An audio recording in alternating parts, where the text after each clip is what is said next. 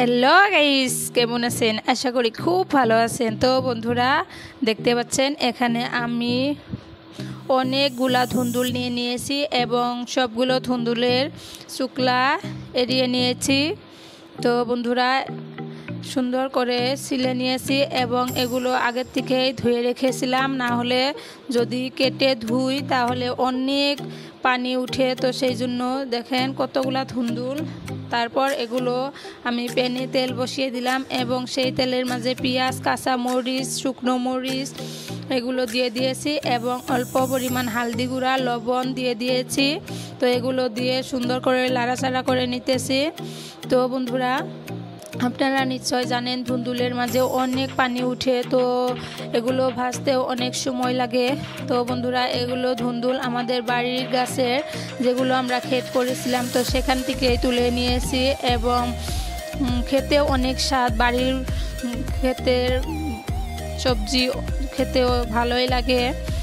তো বন্ধুরা, দেখতে পাচ্ছেন সুন্দর করে ভাজি করে নিচ্ছি। তো বন্ধুরা, আপনাদের একটা অসাধারণ বস্তু দেখাবো। তো এগুলো হলো স্কোয়াশ। তো স্কোয়াশের আগা, তো এগুলো আপনারা শুটকি মাছ দিয়ে রেঁধে খেয়ে দেখবেন, নিশ্চয় অনেক ভালো লাগে। দেখতেই পাচ্ছেন কতগুলা স্কোয়াশের ডুগা তুলে নিয়েছি। তো বন্ধুরা, তারপর আপনাদের দেখাবো অসাধারণ একটি জিনিস। তো বন্ধুরা, এখানে দেখতে পাচ্ছেন চাল কুমড়ো দুটো তুলে নিয়েছি, ছোটো ছোটো শাক ভাজি করব এবং একটা অল্প বড়, তো ওটা দিয়ে ডাল দিয়ে রেঁধে খাবো। তো বন্ধুরা, দেখতে পাচ্ছেন এটা হলো গম। তো আমাদের খেতে লাগিয়েছিলাম, তো খেতেই লেগেছে।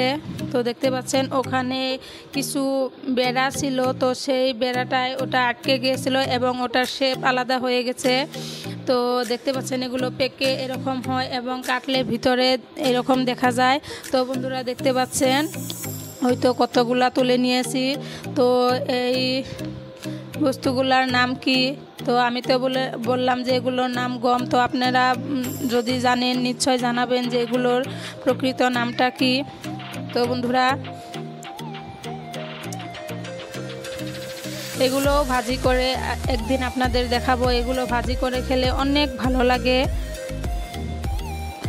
তো বন্ধুরা, ভালো থাকেন, সুস্থ থাকেন, বাই বাই।